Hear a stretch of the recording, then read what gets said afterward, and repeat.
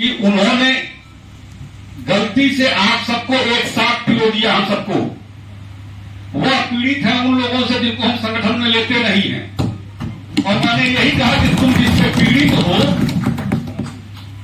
पीड़ित हो उसका नाम दो, उसके खिलाफ तुम एप्लीकेशन दो, FIR हम कराएंगे। लेकिन सामूहिक रूप से तुम सभी पत्रकारों को प्रतिबंधित नहीं कर सकते हो और हमको उससे रोना नहीं है।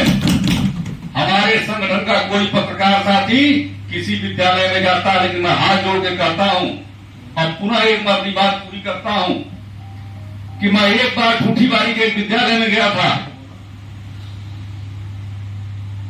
और मैं चूंकि वहां का जनप्रतिनिधि के रूप में काम कर रहा था। एक प्राथमिक विद्यालय पे मेरा कार्यक्रम लगा था, मैं उस कार्यक्रम में गया था। कार्यक्रम मैंने खत्म किया तो एक महिला मेरे बगल में बहुत नाराजगी के साथ आई और उन्होंने कहा कि सुने हैं आप प्रेस क्लब के अध्यक्ष हैं। मैंने कहा हाँ हाँ, बताइए कोई दिक्कत।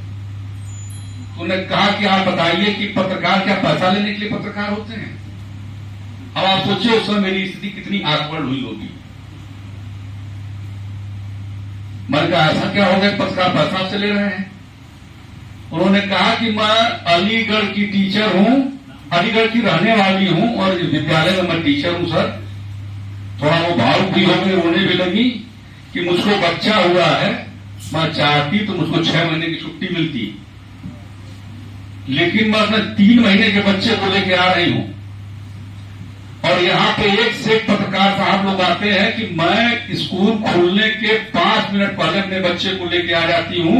एक दिन मेरे बच्चे को फीवर था, मैं कस्बे में दवा लेने लगी सिरप, और तब भी मैं स्कूल पे टाइम पे आई। लेकिन उन्होंने गेट की फोटो खींच के फिर मुझसे कहा 5,000 दीजिए, 2,000 दीजिए, 3,000 दीजिए। आते आते वो 500 पे आ गए।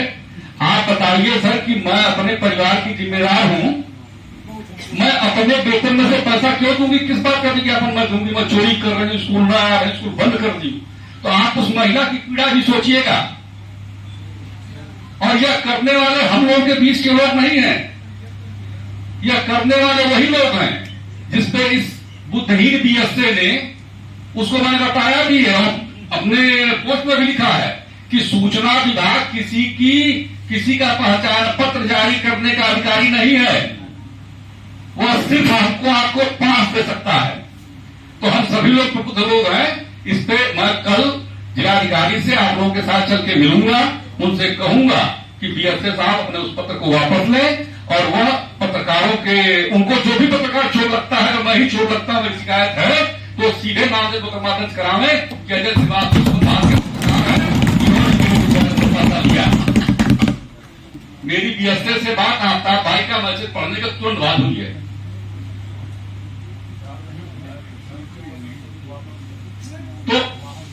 तो वो सारी चीजें हम सबके संज्ञान में है और उस पर हम लोग कहीं नहीं झुकेंगे। लेकिन हम आप अंदर से इतने मजबूत रहे कि इन टुच्चों के पत्र से ईमानदारों की छवि पसंद नहीं पड़ता है। लेकिन FIR करावे, आप लोगों को संभवतः याद होगा, आफ्ताब जी थे, एक ज्ञापन देने हम लोग प्रमोद मौर्य जी का गए हुए थे एसपी के पास। तब भी मैंने एसपी से कहा था कि आप गाड़ियों की जांच करावें, आप एक एक पत्रकार की जांच करावें और आप असली पत्रकारों को सम्मानजनक ढंग से रहने दें। लेकिन अधिकारी भी मजा लेता है तो कोई जांच नहीं करा पाएंगे। लेकिन हमको आपको सजग होना पड़ेगा। हम आप भी फोन उठाते हैं, बहुत सारे मित्रों के पास फोन आता होगा, भैया हमारी दुकान पे पत्रकार साहब आए हैं, फोटो खींच रहे हैं। तो ऐसे पत्रकार साहबों को मैं जो करता हूं वो आप भी कीजिए। मैं कहता हूं ना पूछिए ना पता पूछिए, पहले ट्वीट दीजिए फिर बताएंगे। क्योंकि जिसकी मनसा ही नहीं क्लियर है, जो सिर्फ पैसे के लिए आपकी वीडियो बना रहा है, आपसे बार्गेनिंग कर रहा है, मुझको नहीं लगता है वो पत्रकार होगा। आपको क्या लगता है पत्रकार होगा? जो फोटो खींचने के बाद और कहे कि आप वहां ये नहीं है, ये नहीं है। अरे भैया, हम लोगों का सीमित अधिकार क्षेत्र है, हम पत्रकार हैं, हम जांच अधिकारी नहीं हैं। और हमारे जिन पत्रकार साथियों ने जांच अधिकारी बनने का काम किया, उसका परिणाम हम लोगों ने देखा है। हम पत्रकार हैं, हमारी सीमा है। अगर हम देख रहे हैं सामने बारूद तस्करी हो रही है तो हम उसको लिखें, उस पर बार्गेन न करें। जब हम बार्गेन करेंगे तब विवाद होगा, तब विवाद हर हाल में होगा। कि हन्ना चाहिए। तो हमको नहीं लगता है कि हमारे संगठन में इस तरीके का कोई है। और अगर इस पे हम सभी लोग निगरानी रखें, क्योंकि अधिकारी जब पीड़ित होगा तो पत्र जारी करेगा आपका भाई, और उसमें सब पिछाते हैं, वो अपने शर्मिंदा हैं। मेरा यह आशय नहीं था, मेरा यह आशय नहीं था, शिक्षिकाएं कह रही हैं अपने ही जिले में। अभी हमको लगता है उसी परिप्रेक्ष्य में बीएसए का यह पत्र भी होगा कि एक पत्रकार महोदय एक नई शिक्षिका आई है, उसकी फोटो लेने रोज जाते हैं। उसकी रोज फोटो लेने जाते हैं। हाँ बताओ भैया, पत्रकार हो, वो क्लास पढ़ाएगी, आप लोग वो एमडीएम में जाएगी, आप फोटो लोगे। तो भाई ऐसे जलील लोगों के साथ मैं नहीं हूं, और मैं सबसे निवेदन करूंगा कि इस पे तो हम लड़ेंगे।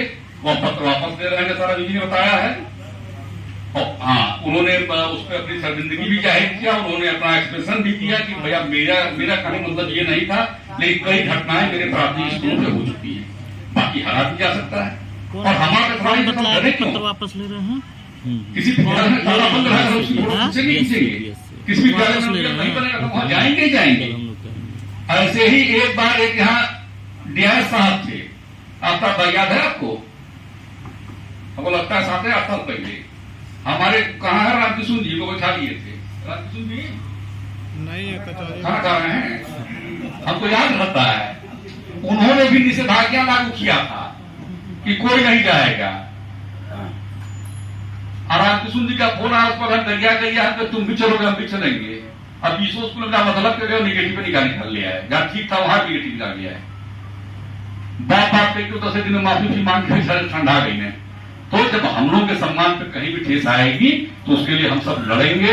आफ्ताब भाई ने सबसे पहले इसकी जानकारी ग्रुप में दिया, इसके लिए आफ्ताब भाई को बहुत बहुत धन्यवाद, क्योंकि यह इन चीजों पर ध्यान देते हैं जिससे हम लोगों के सम्मान को ठेस पहुंचता है। तो बात पूरी हो गई नहीं जी?